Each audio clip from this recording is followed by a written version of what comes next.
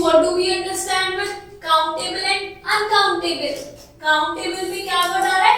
Count means हम जिस नाम को हम काउंट कर सकते हैं अपनी फिंगर्स पे उसे हम कहेंगे काउंटेबल, और अनकाउंटेबल क्या होता है? जिसको हम काउंट नहीं कर सकते।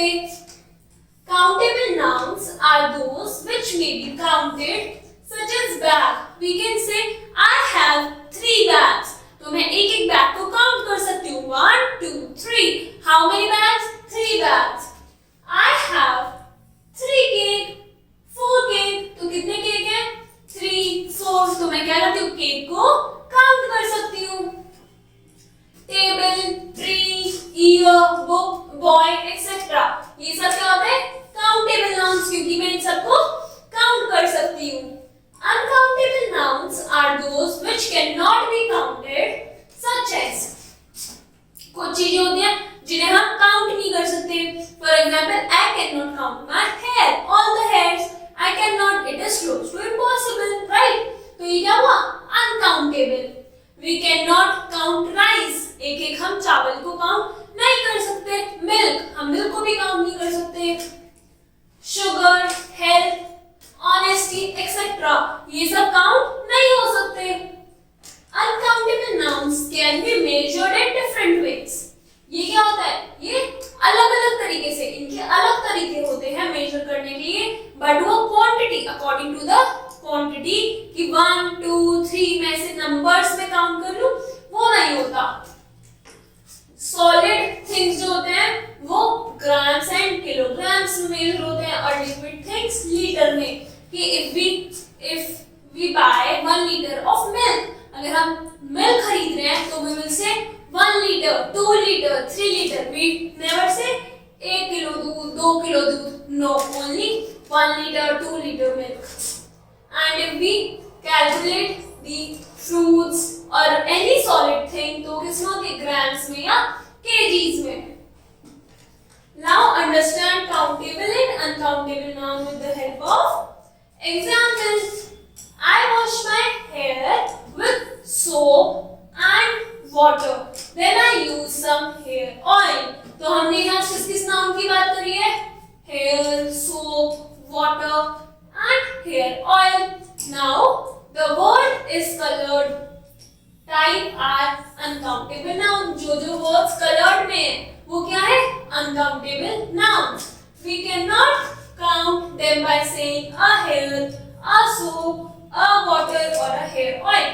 हम इन सब चीजों को काउंट नहीं कर सकते कि मैंने एक बाल धोया, 2 बाल धोया. No, this is we cannot count them. And uncountable nouns do not have a plural form.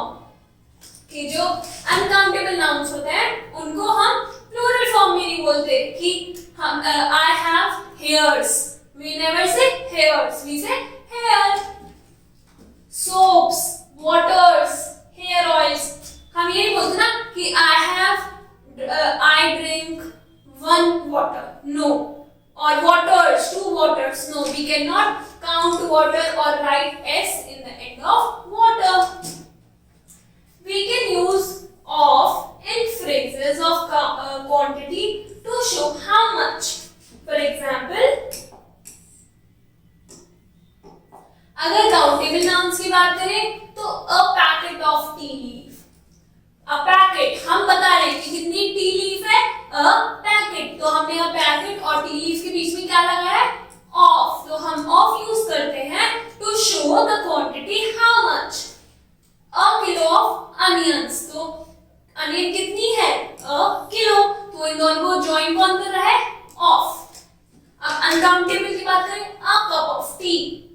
A cup of tea, a piece of paper. तो ये क्या हुए? Countable nouns. ये क्या हुए? Uncountable nouns. एंड ऑफ जो यूज होता है that is used to show कि कितनी क्वांटिटी है. Now following nouns can be used as countable or uncountable both. For example, हमारा पहला है glass. तो first sentence में we are talking about window. The window is made up of glass. We are telling glass. And second में we are using I need a glass of cold water. तो पहले क्या है uncountable, second क्या है countable, क्योंकि यहाँ पे ग्लास लिखा हुआ है राइट, और यहाँ पे अ ग्लास ऑफ मतलब एक गिलास चाहिए मुझे, और यहाँ पे इस विंडो के ग्लास के बारे में बात हो रही है। Books are getting expensive because paper is becoming dear. Okay, तो यहाँ किसके बारे में बात हो रही है पेपर के बारे में, और यहाँ पे किसके बारे में हो रही है someone told my English paper newspaper। तो यहाँ किसके बारे में बात हो रही है countable, that is English paper।